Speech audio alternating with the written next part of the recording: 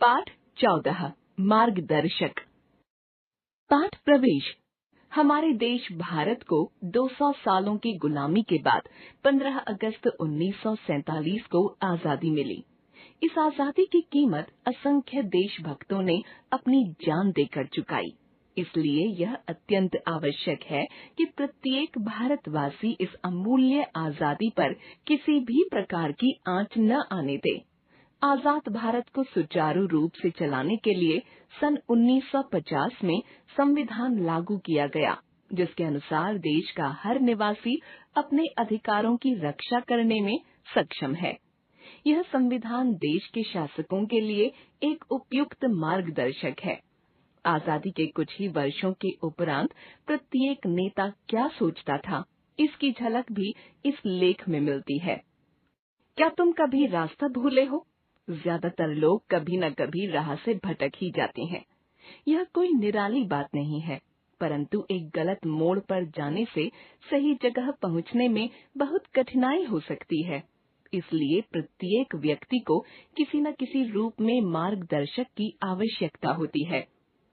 तूफानी रात में जहाज प्रकाश स्तंभ की चेतावनी से समुद्र में अपने सही रास्ते का हिसाब लगाते हैं।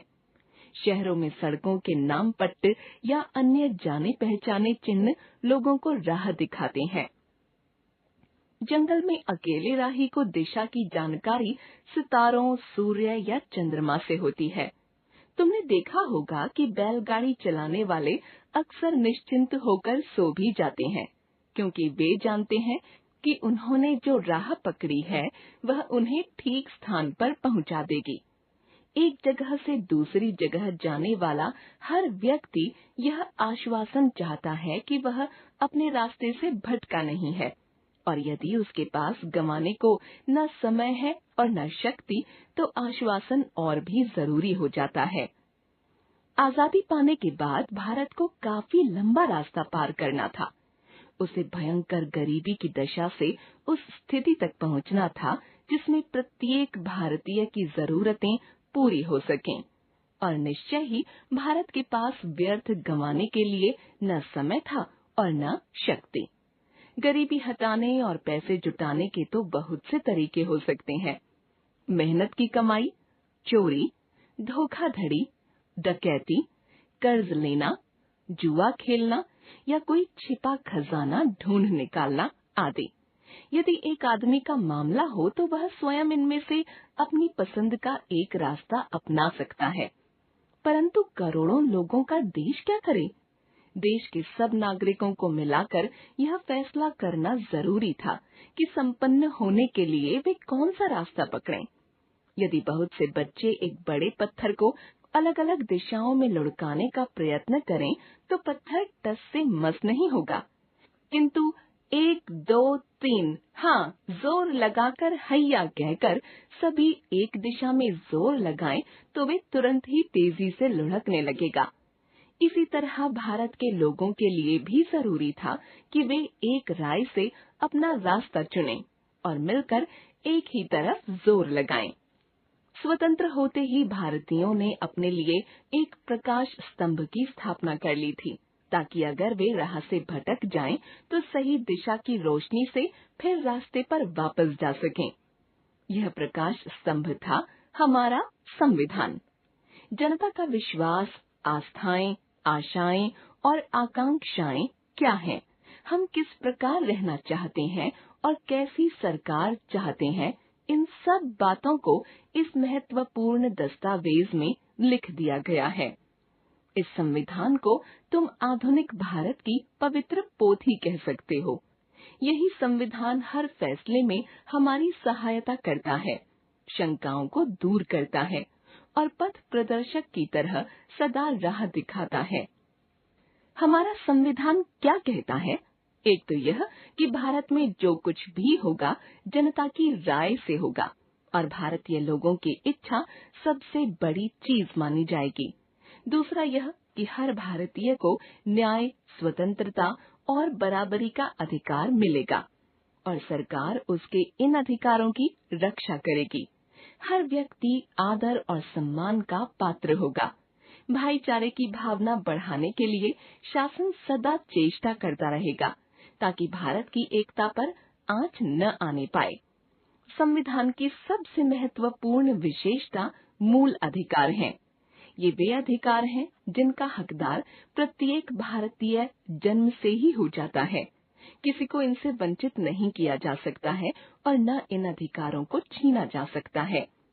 उदाहरणार्थ, तुम्हारा मौलिक अधिकार है कि जो चाहो सोचो और कहो, किसी भी धर्म को मानो और जिस चीज में चाहो विश्वास करो। कानून की दृष्टि में सब समान है, चाहे गरीब हो या अमीर, छोटा हो या बड़ा, नेता हो या मामूली आदमी, स्त्री हो या पुरुष, इस धर्म का हो या उस धर्म का, हर भारतीय बराबर है। ऐसे कारणों से नौकरी, स्कूल में प्रवेश तथा दूसरे अधिकारों से किसी को वंचित नहीं किया जा सकता। यदि किसी को ऐसा लगे कि सरकार ने उसके साथ अन्याय किया है, तो वह अदालत में जाकर अपना सही अधिकार प्राप्त कर सकता है। न्यायालय ऐसी संस्था है जिसके ऊपर सरकार का कोई नियंत्रण नहीं है। हर राज्य में एक उच्च न्यायालय होता है और उन सब के ऊपर उच्चतम न्यायालय है, जिसके सामने गलत फैसलों के विरुद्ध अपील की जा सकती है। ऐसे सैकड़ों उदाहरण हैं जहां न्यायालय ने सरकार के फैसलों को पलट दिया है और साधारण लोगों के पक्ष में निर्णय लिया है।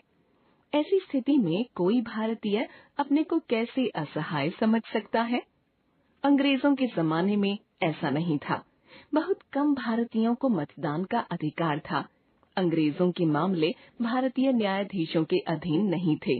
भारतीय जनता को अपने देश के विषय में कोई निर्णय करने का अधिकार नहीं था और न वे अपने मन की बात कह सकते थे।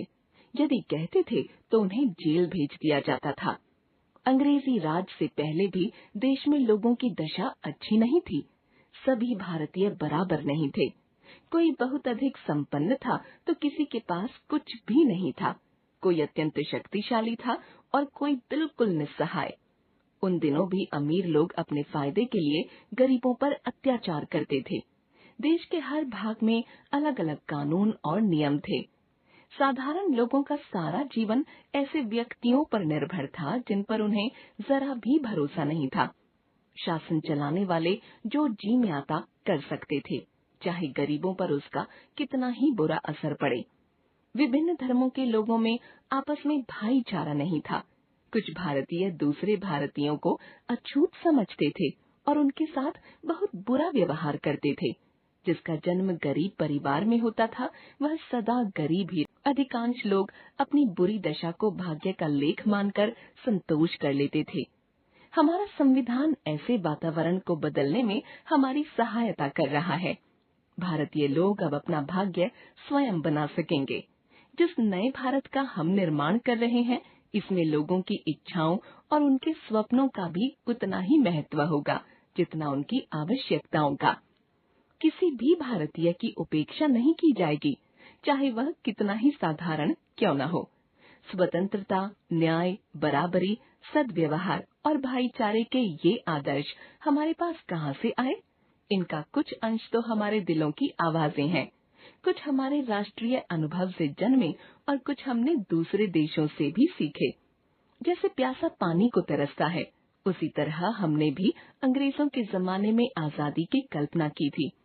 स्वाधीनता प्राप्त करने से कई वर्ष पहले ही हमारे नेताओं ने कहा था कि जैसे अन्य देशों के लोगों को स्वतंत्रता का अधिकार है, उसी तरह भारत के लोगों को भी है। वे भी अपनी मेहनत की कमाई के हकदार हैं। उन्हें भी अन्य लोगों की तरह अधिकार है कि जीवन की आवश्यकताओं को पूरा कर सकें, ताकि उन्हें बढ़ने और सुधरने का अवसर मिले। हमारे नेता अपनी आंखों से देख रहे थे कि देश में ठीक इसका उल्टा हो रहा है और इससे उनके मन में बहुत दुख और ग्लानि थी। गांधी जी भारतीय जनता के प्रति इतना प्यार और सहानुभूति रखते थे कि एक बार उन्होंने कहा था, वे जब तक हर आंख का हर आंसू नहीं पोंछ देंगे, उन्हें चैन नहीं आएगा।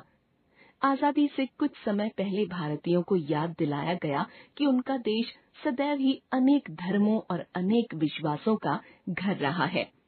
देश के कर्णधारों ने कहा कि भविष्य में भी यह देश ऐसा ही रहेगा। प्रत्येक धर्म, प्रत्येक संप्रदाय को एक सा ही सम्मान मिलेगा। प्रत्येक भारतीय, चाहे उसका धर्म कुछ भी हो, भारत के प्रति एक सी आस्था रखेगा और राष्ट्रीय दृष्टिकोण को अपना दृष्टिकोण समझेगा। इसी भावना को आज हम अपने देश की सबसे बड़ी शक्ति मानते हैं। व्यक्तिगत हित की अपेक्षा राष्ट्र हित को प्राथमिकता देगा। हमारे संविधान में उन लोगों की आकांक्षाओं और भावनाओं को स्थान मिला है जिन्होंने भारत को स्वतंत्रता दिलाई और जो देश को तेजी से आगे बढ़ता हुआ देखना चाहते थे। हम पश्चिम के कुछ विचारों के संपर्क में भी आए। स्वतंत्रता, समानता, न्याय और व्यक्ति के आदर की बात करने वाले कई पश्चिमी विचारकों ने पिछले 150 वर्षों में अनेक स्वतंत्रता संघर्षों को प्रेरणा दी थी। हमने अपने संविधान में उन सभी बातों को स्थान दिया जिन्हें हम महान, सार्थक, उपयोगी या आवश्यक समझते थे। संविधान बनाने के काम में लगभग 3 वर्ष लगे। इसके बाद भारतीय जनता ने उस संविधान को, जिसमें इन महान विचारों को स्थान मिला था, अपना मार्गदर्शक ग्रंथ मान लिया। 26 जनवरी 1950 से यह संविधान लागू हो गया और उसी दिन से भारत एक गणराज्य बना। हमारे लिए यह तिथि बहुत महत्व रखती है और हर वर्ष हम इसे बड़े उल्लास से गणतंत्र दिवस के रूप में मनाते हैं। भारत के संविधान का एक विशेष भाग और है, वह है नीति निर्देशक सिद्धांत।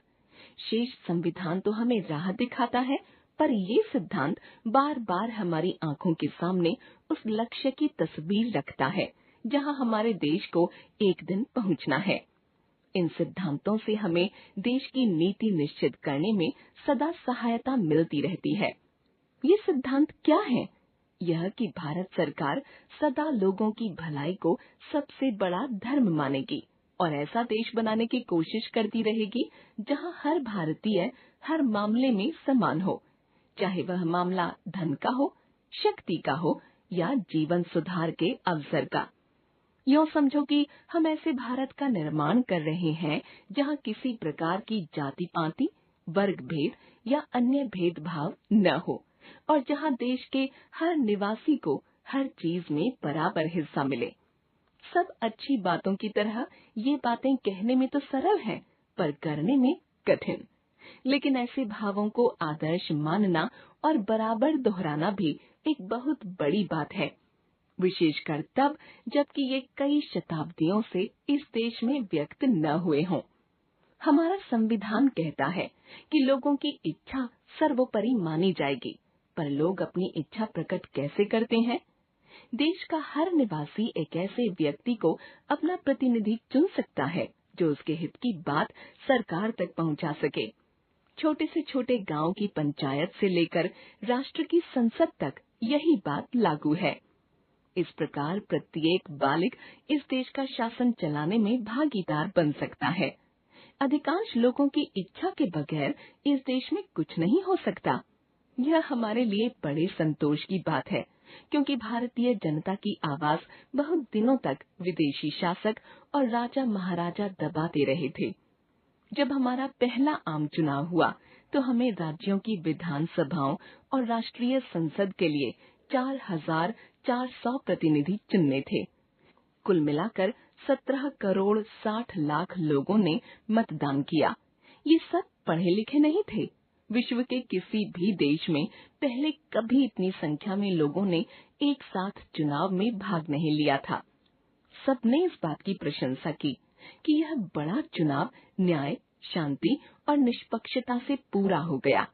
5 वर्ष बाद जब फिर चुनाव का समय आया तो मत देने वालों की संख्या पहले से 2 करोड़ अधिक हो गई। पर इस बार भी चुनाव बड़ी अच्छी तरह पूरा हुआ। अब यह साफ दिखाई देने लगा था कि हमारे देश में प्रजातंत्र के अंकुर ने मजबूती से जड़ें पकड़ ली हैं। उम्मीद है आने वाले वर्षों में भारत विश्व में सबसे बड़ा लोकतंत्र साबित होगा। शीलाधर।